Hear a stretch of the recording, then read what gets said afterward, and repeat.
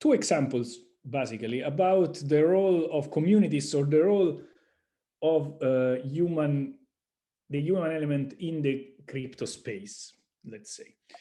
Let me start from the end, because it's an online thing. And so these are the heroes, Sabir, Lorenzo, and Laura in particular, and the collaborators, Angela, Alex, and Bruno.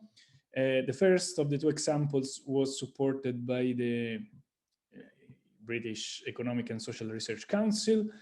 And we have a strong collaboration with Chainalysis on blockchain data, and which allowed us to do the first part of the study. And so let's start now with what I was mentioning before. So blockchain and cryptos are, of course, socio-technical systems. The impression is that sometimes the pace of innovation is so accelerated that we tend to forget the social part of this. So there is a lot of emphasis on the new innovation, but will the new innovation be adopted, or how it will be adopted? What happens when you put it in the wild? These are all the questions I've been most interested in recently, like the normative aspect also of blockchains. And the two examples I'm going to present today concern dark markets and the fact that cryptocurrencies have an open code. So let's start with the first, with this fancy effect. And it's the collective dynamics of dark web marketplaces I want to start from. So I guess you may be familiar with dark web marketplaces. Dark web marketplaces are basically sites accessible with Tor, typically, and it's getting easier and easier. They sell a lot of goods, including illegal goods like drugs, weapons, etc. And they use Bitcoin as a currency. Okay, so here the crypto element is present, and this is very important because it will allow us to follow the fluxes of Bitcoin in and out the markets, which is something we are interested for studying the system. The first one was Silk Road in 2011. The name is still famous, and you see the experience was very much the experience you would have with on a normal online commerce platform. The graphic is a little bit outdated, but it was 2011. And you see, however, the goods you may buy are slightly different because, for example, here you have cannabis, MDMA, LSD, etc. You see, you have reviews, and so on and so forth. Now, Silk Road was raided in 2013. $32 million were seized, and the admin was arrested. And you see, this got a little bit of coverage. CBS would declare a secret website called Silk Road that played host to a massive black market drug ring is now offline. So, emphasis of this brought also publicity to the phenomenon in a sense. And was this the end of dark market? You see that we know it was not. Spoiler alert if you don't know, but like the FBI communicated that this seizure sends a clear notice to those who think they can commit crimes in digital anonymity. The result of the government is strong. Well, things have gone differently, notwithstanding efforts from public agencies. And this is a Bloomberg article of February 1st, darkened market at a record 2020, led by a Russian one in particular, now Hydra. So they have actually flourished. And in fact, the things went like this. So in June, October 2013, Silk Road was shut down. Ship Marketplace was already around when Silk Road was shut down, and then others followed. Pandora, Silk Road 2, and so on and so forth. And today we have plenty of examples, and COVID has been a main character here. We also looked into this. I will not present these results today, but if you have curiosities, I'm happy to go in details during my questions or at the end of the talk. So now there is a research question which we found interesting. So dark markets are very unreliable. They can be shut down suddenly by police. there have been cases in which they have scammed customers. So they have disappeared on purpose with some of the money of customers. And of course, there is no customer protection whatsoever. You have no guarantee on what you're buying. If you're buying something that is not what you wanted, you cannot go to the police and complain. Everything would point in the direction of saying, okay, I mean, they are very problematic, yet they proliferate. So why is this up? How is this happening? Why we can have an answer? They sell goods that are not available in the normal market, but how is it that somehow customers reacquire a sense of security there? Well, what I'm going to show you is that resilience is a systemic property. So while the single market is not solid, the system of that market is extremely resilient. They actually form something that we can call an ecosystem, and single market closures have little impact because users migrate in a coordinated fashion. So the spoiler alert is that when the largest market typically is targeted, for example, by authorities, users migrate together to another alternative market. Let's see this in detail. So the data is Bitcoin transactions. Previous studies analyze user surveys and partial listing. So we believe this is a quantitative advance on the state of the art. So, okay, in this context, maybe I can go a little bit faster on the introduction to the data. Bitcoin transactions are public. However, they need pre-processing. This is how they look initially. It's one address sending to another address a certain amount in Bitcoin. But, and here really the collaboration with Chainalysis is crucial. Thing is that most individuals and nowadays automatically services try to mask the fact that behind a number of addresses sits the same physical entity, okay? So what we want to do here is to cluster together addresses likely to belong to the same physical entity to make this meaningful, the dataset meaningful. So this operation is called clustering. Clustering is a field in itself in which I will not enter. There are published papers, and we have the luck of having this access to this data. And the other part, which is important, is that addresses are all anonymous, but it's important to label some of them. So after the clustering, we also need to say, okay, this is likely to be Silk Road market. At the level of the market, you can be, let's say, reasonable sure. Of course, in less central cases, this is less obvious. So at the end, you end up with something that makes more sense. That is, this entity, not address anymore, sent this amount of dollars or Bitcoin to Silk Road. And this is one interaction we care about. And then you have other transactions between entities. So in our dataset, we had 356 million transactions and 69 markets initially, but we selected 23 among those based on the fact that they were large. So most of the volume is kept. I will show you this later. And also we had clear information about when they were opened and closed. And this is the timeline for this 23 market between 2011 and 2019.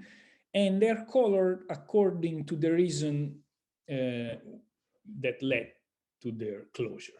So you see, you have a rated, scam, voluntary. Voluntary means, I mean, there is a notification to users we are going to shut down, so take your measures. And a few were still active when we were investigating the thing.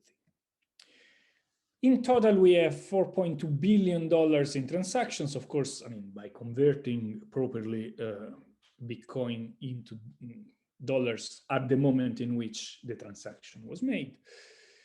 And our question is, what happens after a closure? So our hypothesis was that the closure moment is topical to understand the resilience of the system. And so we looked into that. So first of all, you see that, I mean, this is the number of markets, and this is the closures we have. I mean, yeah, you can say that, for example, mid to 2017, there has been a slight drop in their numbers, but seems very much like a whack-a-mole game in which, like, you try to push one of the little monsters, but other monsters appear. This is the volume we have observed entering into the market. And again, yeah, maybe you have a little bit of a drop in correspondence with some, not all closures, but maybe this could also be noise. But in general, the overall trend seemed to be quite insensible to closures. By the way, here I also plot both the 69 and the 23 markets, and you see that the most volume, the vast majority of volume, is what we consider. And what happens is this. So on the left panel here, we have the market value of, so on the left panel, we have the closing market. And we have the volume it had a certain number of days before closure. Of course, given that the closure is basically goes to zero, never goes entirely to zero, probably because of the data. But in any case, you have that it was 1,000 times larger. And you see that the coexisting market on the left panel have a volume which is more or less stable. However, when we switch to the right panel, after the closure of a market, coexisting markets start growing in volume, even by a factor of 10 or 15. Now, the reason why this plot is broken in two is because on the left, we have a logarithmic scale on the y-axis, while on the right, we have a linear scale, but it's otherwise a continuous curve. And how does this happen? And this is where user behavior enters. And there is a migration process which we mapped. So you have these two coexisting marketplaces, for example, Silk Road with users of Silk Road and ship marketplaces, okay? Now, Silk Road has a certain market users, but at a certain point, Silk Road gets closed. So what happens when Silk Road gets closed? Well, some of the users move to ship marketplace. These users, we call them migrants. Other users are not migrants in the sense they will not go to ship marketplace. And also we don't classify as migrant a user who was already interacting with ship. So migrants are users who were interacting with the closed market, and at the time of the closure had never interacted before with the market they migrate to. Okay, so they genuinely redirect their activity into the new market. And this is a timeline of our 23 markets. And you see, this needs to be read like a clock, starting from Silk Road marketplaces, time goes clockwise. And you see, for each marketplace, you have the volume of users, the number of users actually, moving at the time of closure to a subsequent market. And you have this dance for which every time they move to one and move then to the other, and then the other is closed for any reason, and they keep moving to others. We find that 85% of expected returning users are active within 5 days from closure. Now, this is important, is expected returning users. Most interactions are made by entities who only make one interaction in their life, so they cannot be considered because they are not expected to return. So we need to focus on those who are expected to return. And of those, 85% are active within 5 days. So actually, it really doesn't seem to be particularly damaging the phenomenon. Migrants are more active. So these are the transactions that they were doing with the market before closure compared to those who will not migrate afterwards. They are on average 10 times more active. So when they migrate, the volume that they bring with them is high. And actually they are more active in general. So they also have more transactions. We can think about them as users who are active in the cryptocurrency space in general, and particularly with dark markets. Now the question is, where do they migrate to? So we jokingly call this coordinating in the dark. Of course, they also have systems, but the interesting point is that in 21 out of 23 of our closures examples, users were faced with a choice. There were several alternative markets where they could migrate to. This is the real case for Alpha Bay market. So they could go to Hansa, Dream, Wall Street, Russian. Russian is always a little bit strange because it's in Russian. So you can imagine that the customers of the Russian marketplace are more loyal to that, and it's more difficult to enter in case you want to. In this case, 71% moved to the same one, which is Hansa market in this particular example. So they tend not to disperse, but to migrate together in a coordinated fashion in another market. And this is, in fact, what happens. So this is exactly the same plot we have seen before, only now I have broken down the destination in top destination and second destination. So on the left, we have what we've seen before. On the right, we see that the volume, the increase of the alternative market is concentrated mostly on the top destination. Okay, this, if you think about a user experience, is something desirable because you basically, the market that gets closed, particularly when it's authorities who shut it down, tend to be a large market, typically the largest market. The fact that everyone moved together to another market and makes it the largest market, more or less with the volume of the closed one, guarantees that you remain with a service which is satisfactory. So it's easy. Your user experience is easy. The average share of users migrating to the top destination is 2/3. And interestingly, users migrating to more than one market is only 4% of them. So a relatively small number. Now, how do they take this collective decision? Of course, they have countless ways of coordinating through any system you can imagine, from Reddit to Telegram to whatever. But I mean, numbers are such that we imagine that there might be something else, and in fact there is. So we adopted two ways of ranking alternative markets. One is by trading volume, that is how big they were before the, in this case, Alpha Bay market shut down. And the other one is common users rank, that is how many users were already trading both on Alpha Bay and Hansa or Dream and Wall Street. And you see that if we focus on on the volume rank, we get that Hansa scores second, but Russian anonymous marketplace is first, while Hansa is first in terms of common user rank. Now, of course, as I was mentioning, the Russian marketplace, Hydra, is a little bit problematic for, the Russian anonymous marketplace at the time. Today is Hydra, you see. Also in Russian markets, you have closures and migration. At the time was Russian anonymous marketplace, is in Russian. And in fact, if you compare actual choices to a randomized choice model, you see that the best prediction is given by common users rank across all markets, while trade volume rank is not the best. But if you pay attention to language and basically exclude the Russian word, Russian is particularly interesting because it's a particularly active population in the space. So markets tend to be big and the language tend to be therefore in Russian. So of course they could also use English, but in many cases they only use Russian.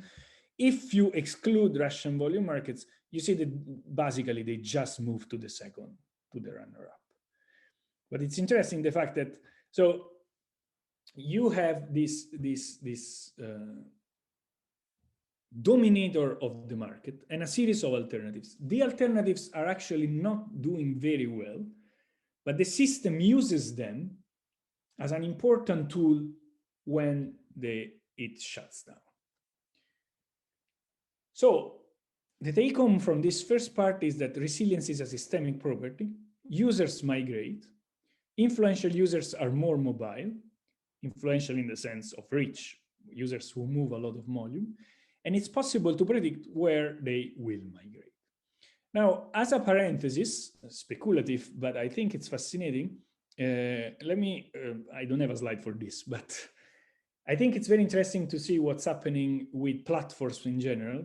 And this is a measured example of a phenomenon which I think is gonna grow in the future. And I'm thinking about what happened when Trump was deplatformed by Twitter. And users started to go on other platforms like Discord, and then Discord had a problem. Now, the fact is, I don't know about you, WhatsApp is still dominating in my life, but now I have also Telegram and Signal. And I have my friends there. With most of them, I'm still using WhatsApp. But the power of WhatsApp is much more limited than before because we have an alternative. So like 5 years ago, if WhatsApp started charging, probably we would have paid. Today, probably we would say, oh, you know what, Signal is equally good, or actually it's more privacy preserving. So this availability of alternatives when there is, makes the system more resilient, less dependent on the single market. Here, forgive my totally speculative generalization, here we measure this. There are several markets, they are not very active. When the largest market closes, users can migrate very quickly there. And therefore, human dynamics make the system resilient. This is for the first example. Let's go now to the second example, which is network of developers and correlated returns of cryptocurrencies. So this is a totally different example. The trade union is the fact that, again, we will see that there is a social dynamics going on which changes the perspective on the system. So we'll now show that transparency is a systemic property. Resilience was before, now is transparency. And what do I mean this? Well, we are going to show that crypto codes are not independent. And I'm speaking about human activity of developers, and that the usual solution that says, okay, we fully depend on a code, so let's make it open and everything is solved, neglects network effects. And this is problematic. And this is another paper published in 2020. So let's see the code is law approach. So cryptos are defined and governed by code. They embrace the code is law. Security, I mean, we know, again, in this context, probably you know much better than I do, functionality, availability, transferability, malleability, everything depends on the code. Now, there is a problem then that is faced by all code-based system, as was mentioning before, which is developers may acquire an outside power. And there might be lack of transparency. This, of course, taps into the governance problem in which I don't want to enter, but even just at the level of the code. A typical solution for this is open code. The traditional solution to this is, let's make code open. If code is open, everyone can check that everything is perfectly okay. Now, when we analyze these 298 cryptocurrencies with two properties, they have open code on GitHub, so open code which we can access. And we wanted them to be doing relatively well in the market, or at least like not being mere clones. So we required an average daily trading volume above $100,000. So our set includes 63 of the top 100 cryptos. And are more than 6,000 developers who perform 880,000 edits, more or less. And this is by events, that is edits, and developers for the different cryptocurrencies. We all know, particularly in terms of developers, the first one, Bitcoin, Ethereum, Ripple, etc. We consider events which actually modify the codes, that is, either push events performed by admins or accepted pull events. So actual code modifications.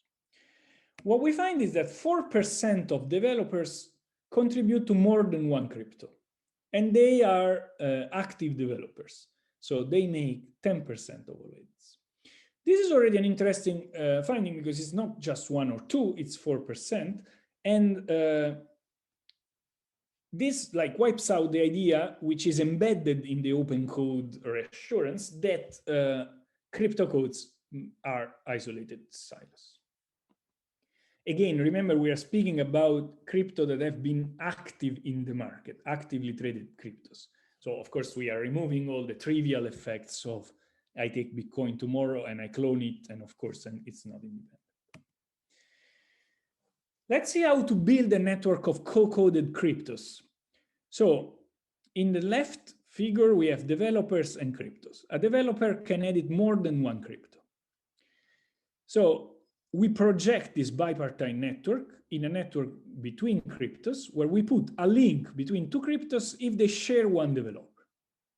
Okay, so cryptocurrency 6 and 5 here share one developer, and I put at least one developer. It's not a weighted network, we consider.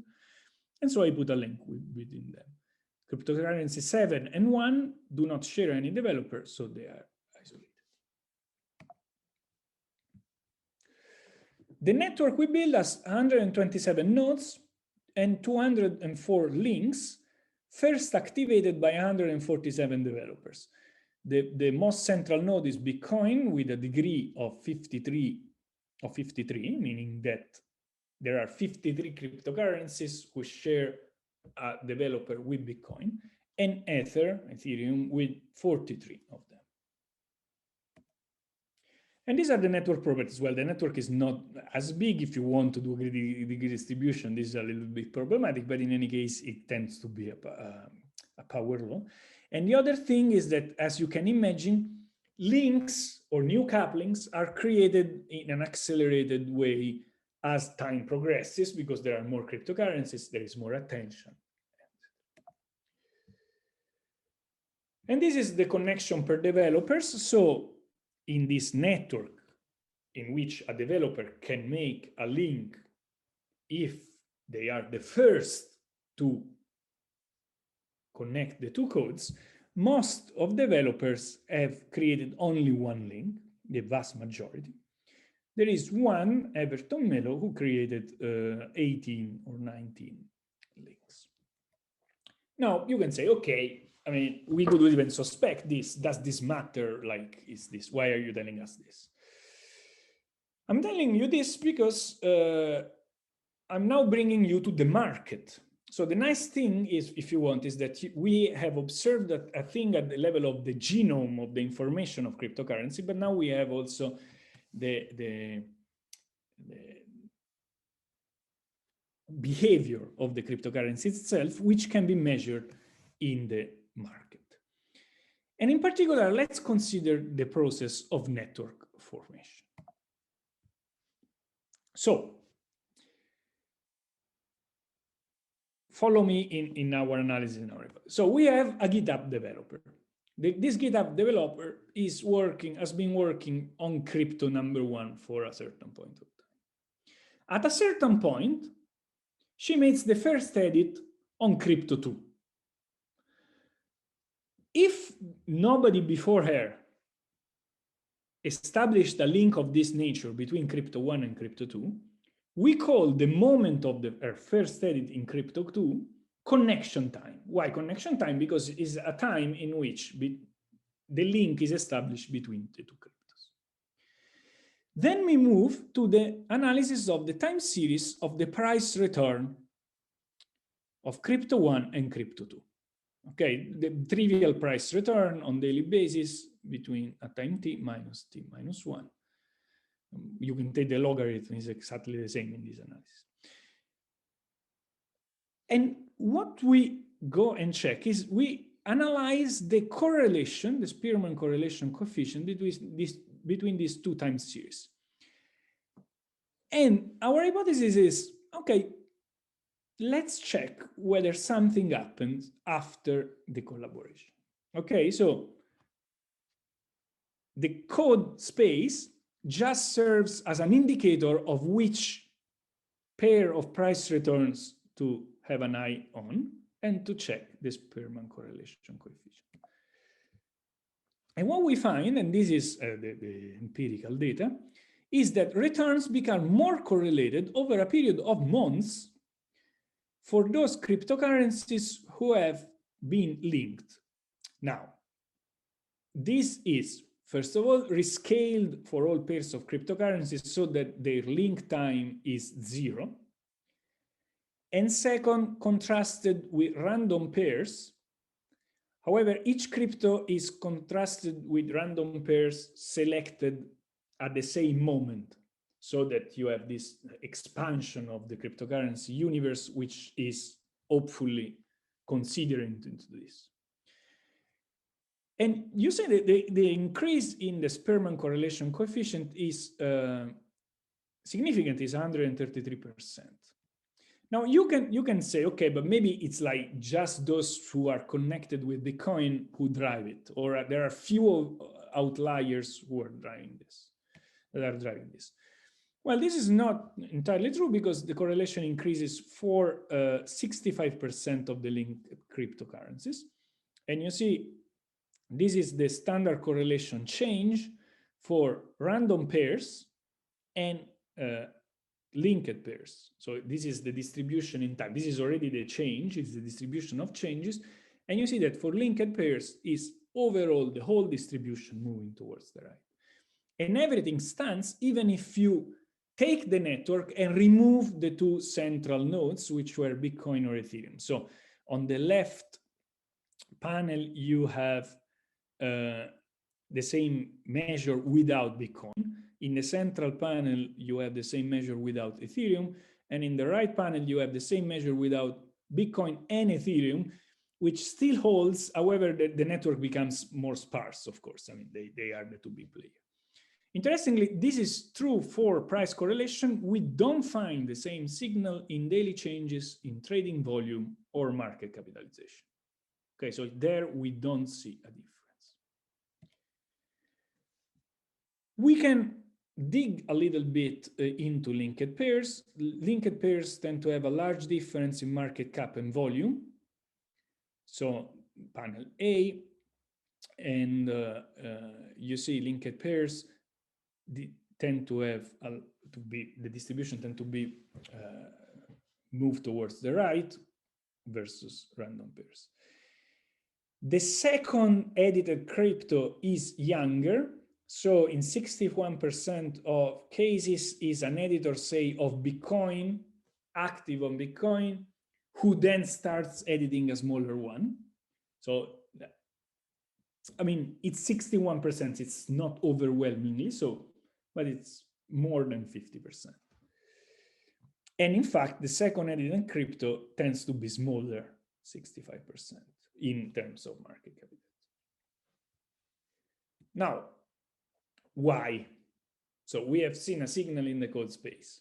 We have seen that this allows us to identify a market behavior which we wouldn't identify otherwise. Okay, but why? We don't know. That's a major limitation. And this probably answers like 2/3 of the questions you may have. So there are at least two possible interpretations.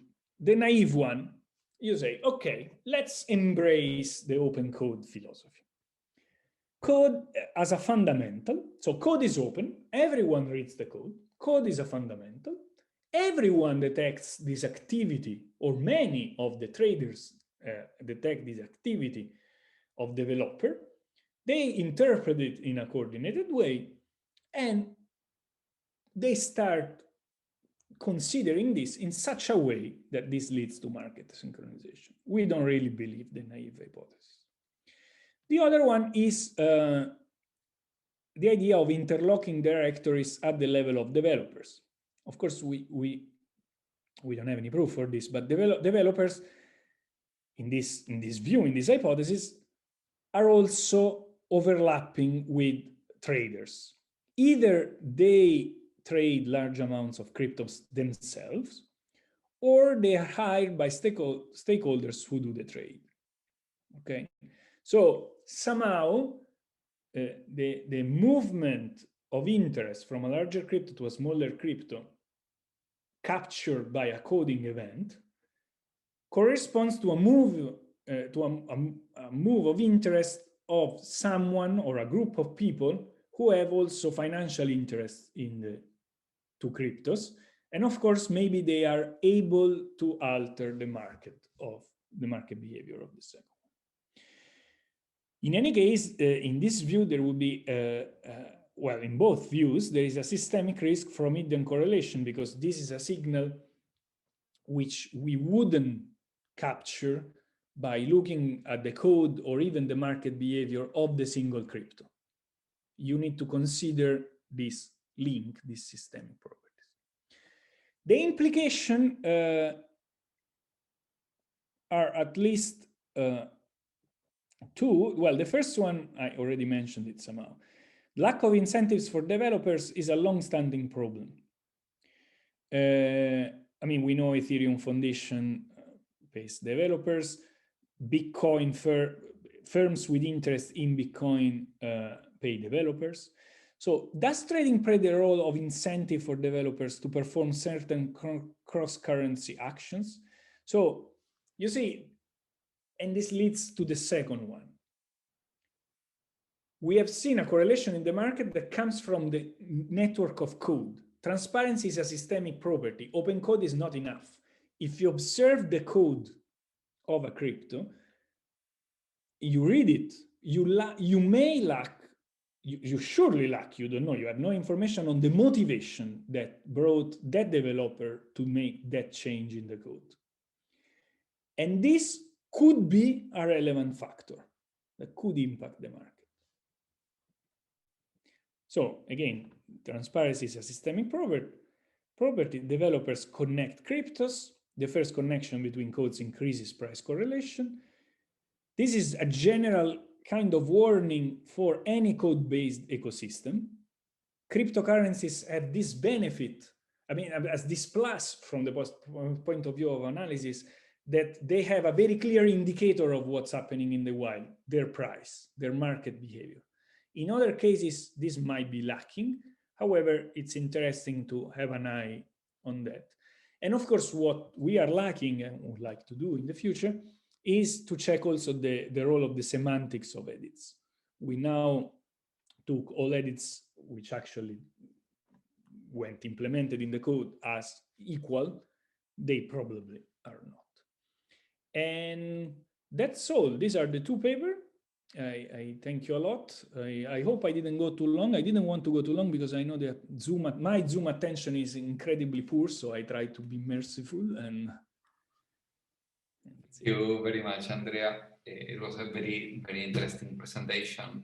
And I'm really happy, I would be more than happy to welcome questions on the chat. So please start posting them there. Okay, people? In the meantime, I can ask one myself.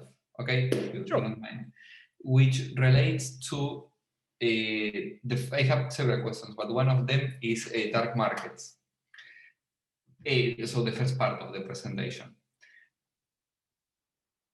It is very, very interesting the information that you are able to collect, because originally, I'm not saying now, but in 2009, when Bitcoin was created, one of the reasons was because of anonymity. Okay. And at the end of the day, where you want to be anonymous is exactly in a dark market, in case you are able to obtain a lot of information. And my first question to you is related to it, which is the extent of usage of mixer services in these platforms? Because it looks like, I mean, that's basically the question on, and if it is large, in principle, you cannot anonymize it, or how did you treat this information if it is extended? So this is a very interesting question, and the use of mixers has grown in time. I don't have exact figures, and this is where our collaboration with Chainalysis is crucial. In the sense, we have, I mean, the leader in trying to identify entities. This said, there is, of course, no ground truth. but we have selected the market also considering this. So the reason why from 69 we went to 23 is also that some of them were more difficult to be like reasonably sure. And okay, yes. Good. Thorsten had a question. Thorsten, you can mute yourself, Thorsten. Hello, it's Jan here. Maybe I can stop sharing the screen. So who is first? Maybe Jan wants to ask first. I don't know. Yeah. So if you talk about the crypto market, in fact, in general, you have the dark web and the official sites, ETFs, and where you can trade Bitcoin and all the other crypto.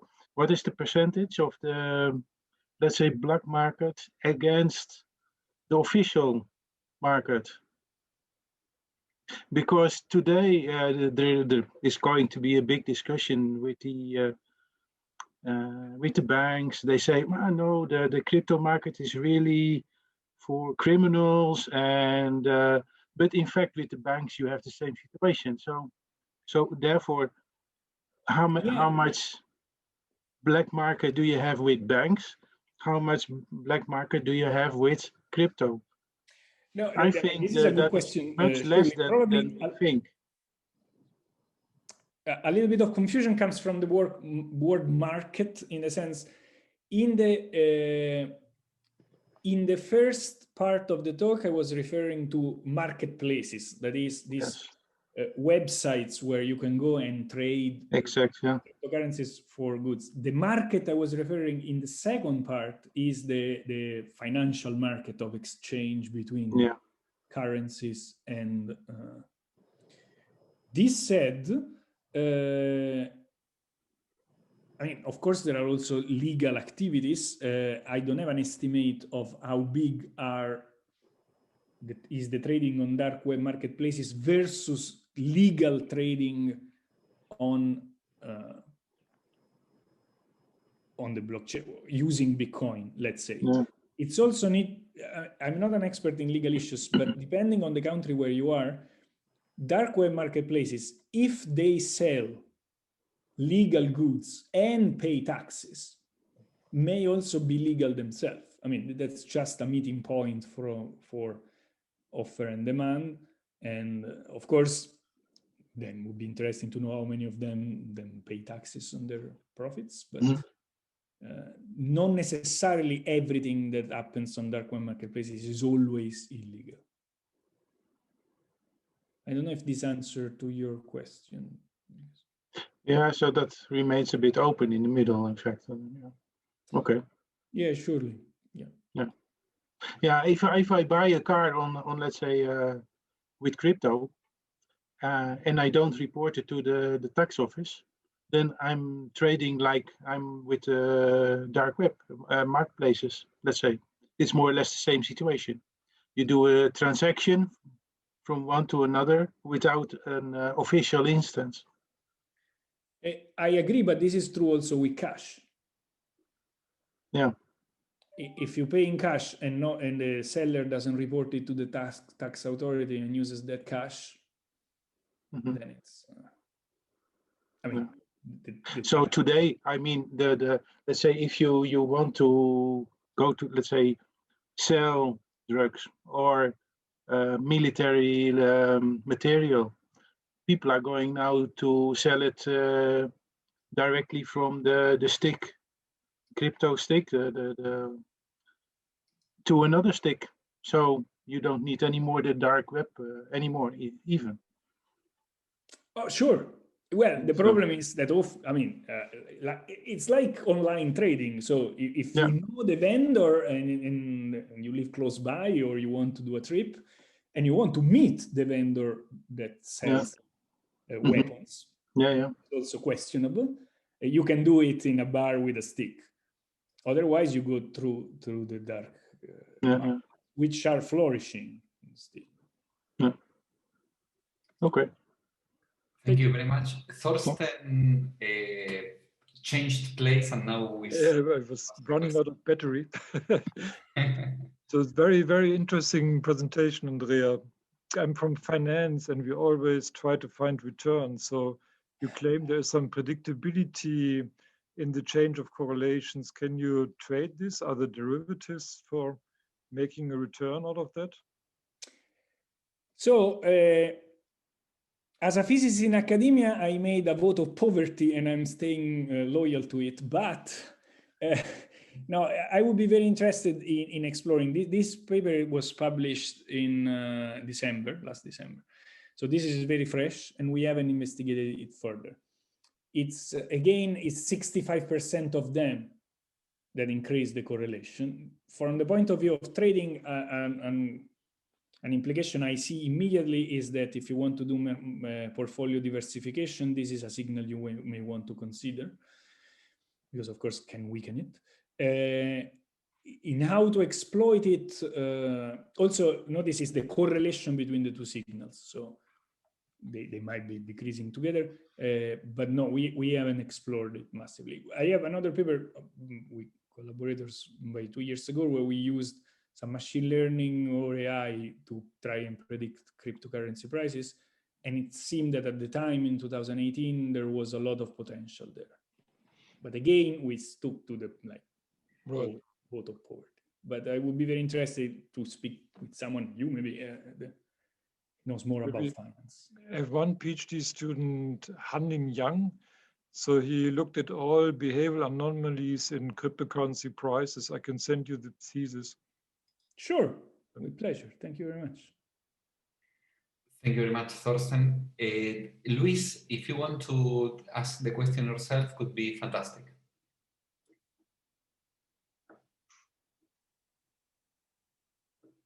Sure. Can you hear me? Perfectly, yes. Okay. Sorry, I think my camera is not working well. Let me double check. Okay. So I have a question. Thank you very much for the presentation. It's very interesting. Many different angles to take from there.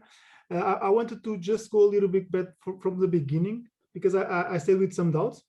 Could you clarify again how are these addresses and transactions identified as relating to digital black market places or Silk Road and so on? Because I think I lost myself a little bit there, and maybe just to help me out. So the reason why you lost yourself there is that I didn't give any detail actually. Okay. So let me go to the slide.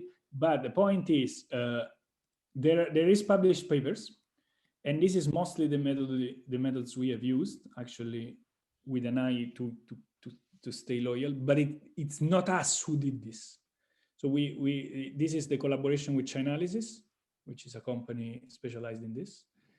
And what they are expert in many things, but also in this clustering. So clustering goes through two phases. The first one is putting together addresses that are likely to belong to the same physical entity, same company or same person. And you can detect them through a series of heuristics detailed in this paper. For example, in these papers, for example, I mean, you can see that they systematically exchange. One is used as a store, let's say, and the other one for purchases. And this is systematic across time. You can do this. This is, of course, a very trivial one. They have other heuristics. The second step is once you have done this, you want to try and label them, because otherwise you don't know what's the market. Now, labeling something like a market, it's relatively easy. In a sense, you can do it even if you have a good clustering procedure, then you may use an address, I don't know if this is what they do, but you may, but what people writing papers on this do for sure, you may want to do a small purchase yourself and see where your Bitcoin goes, for example, track it. Okay, so this is the labeling part. We didn't use really the labeling part because we were not interested in who the entities were, if not for the markets themselves. But then later on, I think on your presentation, you do a lot of associations or regarding other papers that do these associations, associating the, let's say, to the activity of each one of the markets and shifting from those markets to different ones, to newer ones. Absolutely, right? But this is entities. So these are, unfortunately, you cannot see my arrow on the screen, but let's see. Look at the parallelepiped where the word clustering points. Okay, yes. So address 1 and address 2 are now one entity. Mm. I don't need to label this entity. Okay, it can stay unnamed. I'm just interested in the fact that this entity was trading with Silk Road market and later on will trade with sheep market. So I only need the labeling of the markets, but I don't need to know who. I mean, actually it would be very difficult to know who this entity was. Typically, let's say it's easy to label large entities. Like the famous one was the WikiLeaks. WikiLeaks like revealed their address when Visa transactions were blocked to them. Everyone could donate Bitcoin to WikiLeaks. And of course, then you knew that that was WikiLeaks. If you don't bring information from outside and you're a private citizen, it's relatively difficult to find you, unless you do something terribly bad.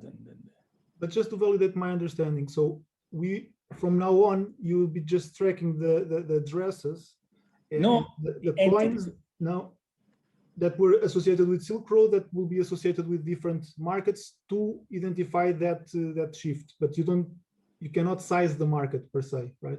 No, so Silk Road is, so what they do and what we want to do is to start from a situation in which, let's say, 1,000 addresses are associated to Silk Road market, to a more clustered network in which these 1,000 addresses are put together and called Silk Road market.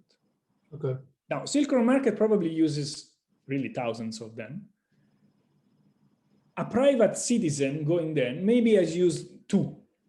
Okay, like now we cluster also those 2 and say, okay, this is user 127. Okay, and then I'm tracking the movements, the migrating patterns of user 127. So after this first cleansing procedure, I have a network which is very much as a transaction network we can imagine, where there are markets and users trading with this market. Before that, it's a mess because you have these addresses, so you like go in the belly. So it's a technical step you need to go through to hope and say something meaningful. Okay, thank you. Florian was the next one in the queue. Yes, thank you for this very interesting presentation. So I have just a small question. So you showed this link between 2 cryptos. Once a developer starts also to edit another crypto, and then you showed that for some cryptos there are like several developers that create links between cryptos. I was just wondering whether this would have an influence. So there is the first developer that creates the link, and then at the later point there might be another developer that creates a link between the same 2 cryptos. Did you also look at that, if that's the point of time something changes again in the correlation? For example, it gets stronger or maybe not? That's a very good question, which as networkologists would translate into, did you consider the weighted network? No. We in this paper, as I said, this is very recent, so basically I told you everything I know so far. And we just looked at this process of network formation and first link. But it's definitely interesting to see what happens, both across time and also in general as a strength of the signal, for sure. Thank you. Just as a comment, it could be very, very interesting to understand which are because you see that all these systems have a lot of differences, just to say something. Bitcoin shares a lot of things with Litecoin, Monacoin, and so on, because they have the same code base. They are just forks of the same things, whereas Ethereum is a completely different platform. And this is why the strength of these links is even more interesting, because I would not expect this. It's very, very interesting. Rafael that's has a very good point. Sorry, just to comment on this, and also this taps into the idea of looking at the semantic of the code or the changes. So one could say, okay, Bitcoin and Litecoin share a lot of code, so probably the presence of developers working on both is less significant than in other cases. So I suspect that, I mean, there is also a hope, I might be biased, but this could even strengthen the signal. Removing those obvious ones could even strengthen the signal. I see. Snea, so Schwarze is the pseudonym. Do you want to say this comment, or Thorsten can also well read it? Which perhaps it's the best option. Then Rafael had the next question. Yes, also from my side, thank you for the presentation. My question was related to the dataset. I saw that you collaborated with chain analysis, and I was wondering if you use also different tools for the creation of the dataset. I don't know, like Elliptic or CoinFirm, because there are many tools which provide you with dataset. I was wondering if by changing the tool, you get different results. So we did some robustness tests in the sense that chain analysis across time changing their algorithms, and the main message stays untouched. Particularly, you can use we started from 2011, so the very beginning as it was then, and then they revised, and it stays there. Because consider that in the end, what we want to see is this movement of these entities, which are relatively safe, I would say, because it's typically users who most likely, especially in the past when this was not automatic, didn't pay too much attention in obscuring their traces. This said, the dataset we used is not commercially available, even though the algorithms are all there. And no, because we have access to that, wouldn't be obvious for us to also talk to Elliptic about the same datasets. Would be interesting, but cannot be us, let's say. Okay, thank you. So, Snea, if I may call it in this way, or by pseudonym, wanted to write something, and he's back. So please go ahead.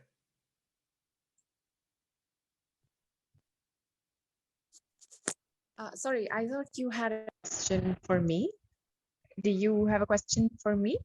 It was not a question for you. It was whether you would like to answer Thorsten's comment, address it also to the rest of the audience. That was basically my point.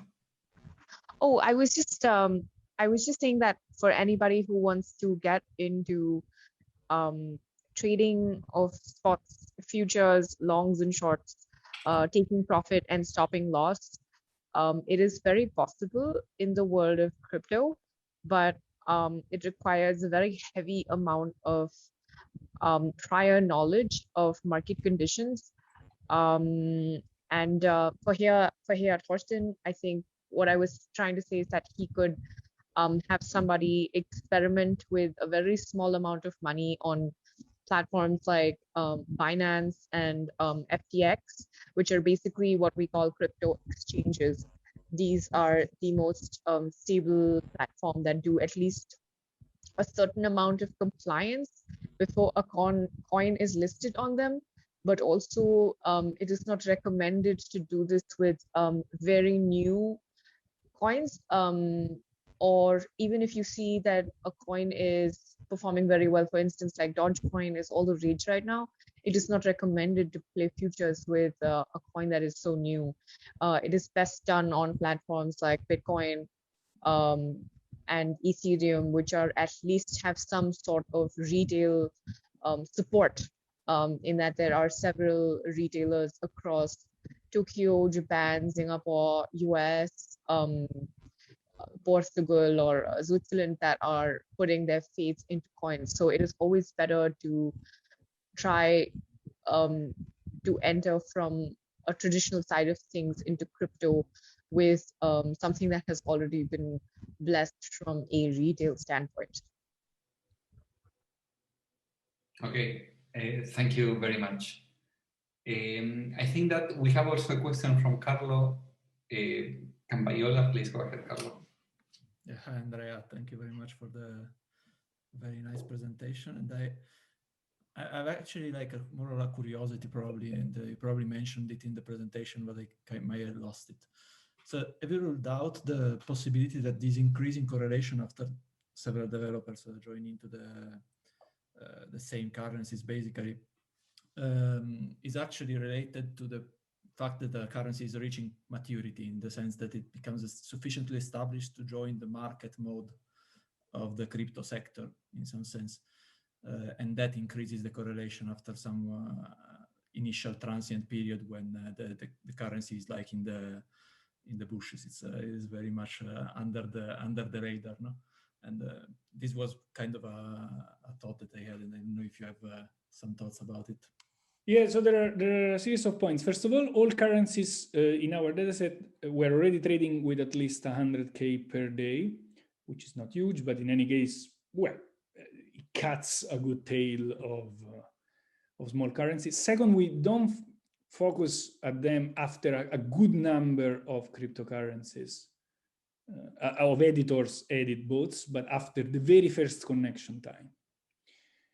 And third, we always compare with cryptos in that moment, and also we had this doubt, so we did a comparison with cryptos of similar age of the youngest of the two, and again that increase seemed significant.